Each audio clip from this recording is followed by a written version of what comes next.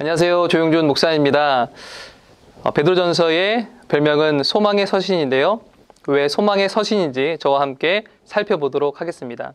우선 저자입니다. 저자는 사도 베드로입니다. 다만 5장 12절을 보면 실로아노가 대신 쓰고 있다는 것을 알 수 있습니다.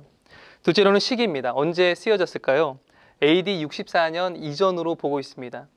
AD 64년은 그리스도인들에게 되게 중요한 해인데요. 이때 로마 대화재가 일어납니다. 네로 황제는 화재의 범인으로 그리스도인을 지목하고 그리스도인들을 핍박하게 되죠. 베드로전서에는 이러한 내용이 없기 때문에 아마도 AD 64년 이전으로 보고 있습니다. 셋째로 장소입니다. 어디에서 쓰여졌을까요? 5장 13절에 보면 바벨론에 있는 교회가 너희에게 문안한다라고 말씀하고 있거든요. 여기서 말하는 바벨론은 어디일까요? 구약에 나오는 바벨론 일리는 없고요. 바벨론이 남유다를 멸망하게 했던 것처럼 이 당시 그리스도인들에게 고난을 주었던 핍박했던 로마 제국이라고 볼 수 있습니다. 즉 사도 베드로는 로마에서 이 편지를 쓰고 있는 것이죠. 그 다음엔 수신자입니다. 누구에게 쓰여진 편지일까요? 1장 1절에 보면 본도, 갈라디아, 갑바도기아, 아시아, 비두니아에 흩어져 사는 나그네들이라는 표현이 있습니다.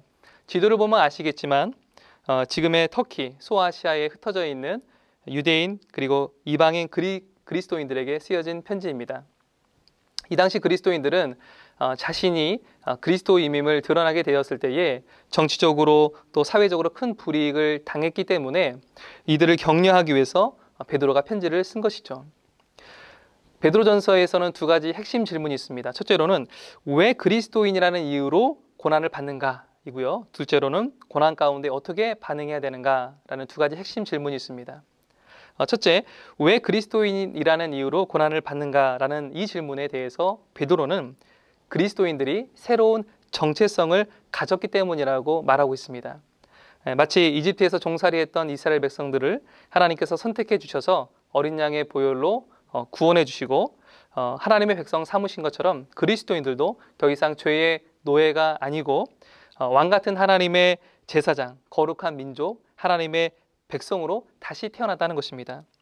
또한 이스라엘 백성들이 가나안 땅에 입성하기까지 고난이 있듯이 그리스도인들도 영원한 천국에 가기까지 이러한 새로운 정체성으로 인한 고난이 있을 수밖에 없다고 설명하고 있는 것입니다. 둘째로 고난 가운데 어떻게 반응해야 할까요? 베드로는 예수님처럼 반응해야 된다라고 말하고 있습니다. 특히 예수님을 믿지 않는 주인을 모신 크리스찬 노예, 예수님을 믿지 않는 아내와 남편을 둔 크리스찬 아내와 남편에게 부당한 박해와 고난이 있더라도 예수님처럼 반응하라는 것입니다. 예수님처럼 반역이 아닌 악에 저항함으로 원수들에게 사랑과 관대함을 보이라는 것이죠. 이것을 통해서 오히려 예수님의 사랑을 보여줄 수 있다라고 말하고 있습니다. 베드로는 고난에 약했던 사람입니다. 그런데 이 베드로가 오늘 그리스도의 고난에 참여하는 것을 즐거워하라고 말씀하고 있습니다. 우리는 베드로전서를 통해서 고난을 이겨낼 뿐만 아니라 고난을 믿음으로 해석할 수 있게 되어질 것입니다. 제가 핵심 구절 5장 10절의 말씀을 읽어드리겠습니다.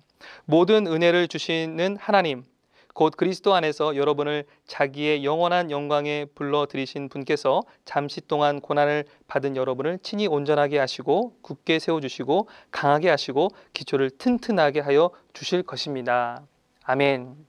베드로전서를 통해서 참된 예수님 주시는 소망을 발견하는 저와 여러분들 되었으면 좋겠습니다. 감사합니다.